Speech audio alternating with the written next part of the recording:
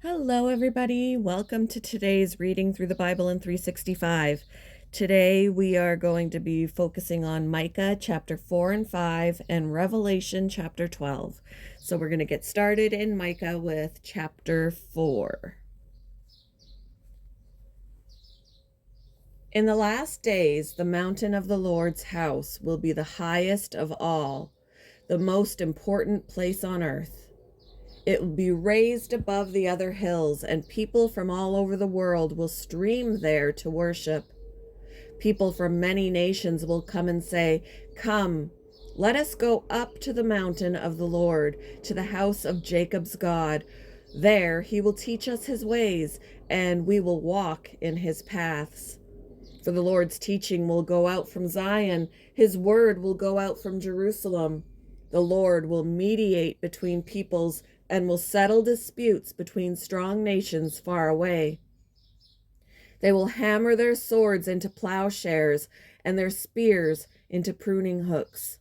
Nation will no longer fight against nation, nor train for war anymore. Everyone will live in peace and prosperity, enjoying their own grapevines and fig trees, for there will be nothing to fear. The Lord of heaven's armies has made this promise. Though the nations around us follow their idols, we will follow the Lord our God forever and ever. In that coming day, says the Lord, I will gather together those who are lame, those who have been exiles, and those whom I have filled with grief. Those who are weak will survive as a remnant. Those who were exiles will become a strong nation. Then I, the Lord, will rule from Jerusalem and their king forever.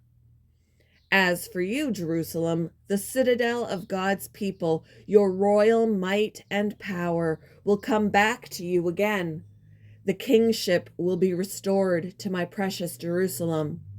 But why are you now screaming in terror? Have you no king to lead you? Have your wise people all died? Pain has gripped you like a woman in childbirth.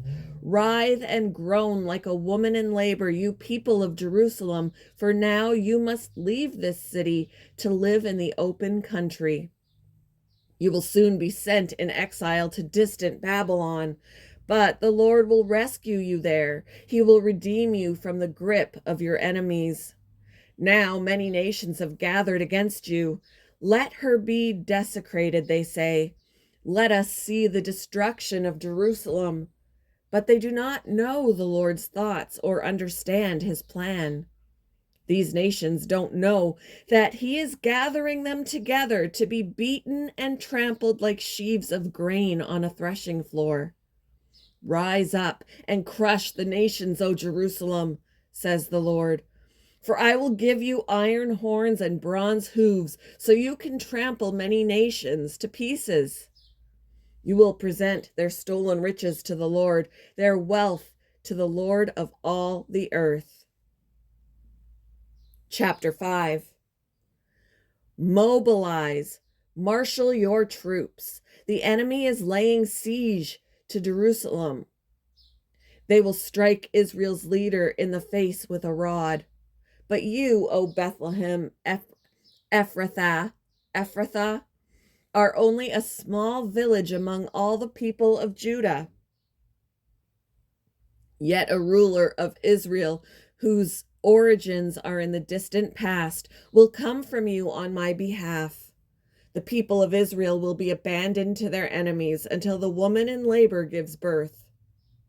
Then at last, his fellow countrymen will return from exile to their own land. And he will stand to lead his flock with the Lord's strength, in the majesty of the name of the Lord his God. Then his people will live there undisturbed, for he will be highly honored around the world, and he will be the source of peace. When the Assyrians invade our land and break through our defenses, we will appoint 7 rulers to watch over us, 8 princes to lead us. They will rule Assyria with drawn swords and enter the gates of the land of Nimrod. He will rescue us from the Assyrians when they pour over the borders to invade our land. Then the remnant left in Israel will take their place among the nations. They will be like dew sent by the Lord, or like rain falling on the grass, which no one can hold back and no one can restrain. The remnant left in Israel will take their place among the nations. They will be like a lion among the animals of the forest, like a strong young lion among flocks of sheep and goats, pouncing and tearing as they go, with no rescuer in sight. The people of Israel will stand up to their foes, and all their enemies will be wiped out. In that day, says the Lord, I will slaughter your horses and destroy your chariots. I will tear down your walls and demolish your defenses. I will put an end to all witchcraft, and there will be no more fortune tellers. I will destroy all your idols and sacred pillars, so you will never again worship the work of your own hands. I will abolish your idol shrines and their Asherah poles and destroy your pagan cities. I will pour out my vengeance on all the nations that refuse to obey me. Revelation chapter 12. Then I witnessed in heaven an event of great significance. I saw a woman clothed with the sun, with the moon beneath her feet, and a crown of 12 stars on her head. She was pregnant, and she cried out because of her labor pains and the agony of giving birth. Then I witnessed in heaven another significant event. I saw a large red dragon with 7 heads and 10 horns, with 7 crowns on his heads. His tail swept away 1/3 of the stars in the sky, and he threw them to the earth. He stood in front of the woman as she was about to give birth, ready to devour her baby as soon as it was born. She gave birth to a son who was to rule all nations with an iron rod, and her child was snatched away from the dragon and was caught up to God and to his throne. And the woman fled into the wilderness where God had prepared a place to care for her for 1,260 days. Then there was war in heaven. Michael and his angels fought against the dragon and his angels, and the dragon lost the battle, and he and his angels were forced out of heaven.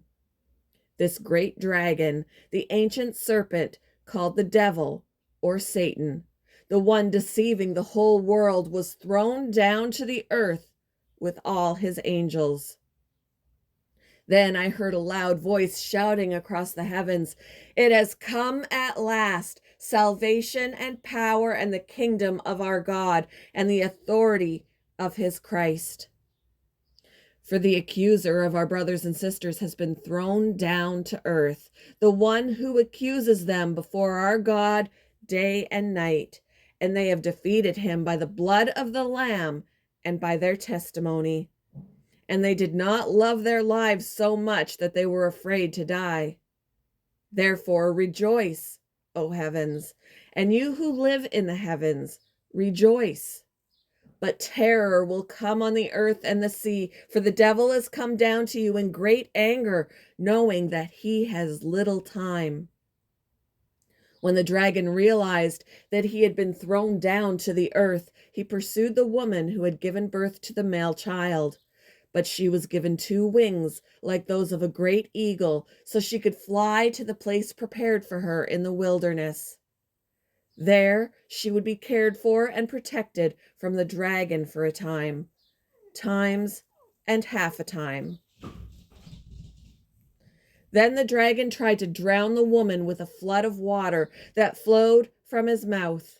But the earth helped her by opening its mouth and swallowing the river that gushed out from the mouth of the dragon. And the dragon was angry at the woman and declared war against the rest of her children, all who keep God's commandments and maintain their testimony for Jesus. Then the dragon took his stand on the shore beside the sea. Thank you for joining me for today's reading through the Bible in 365. I hope you all have a wonderful Tuesday, and I will see you in the next one, guys. Bye.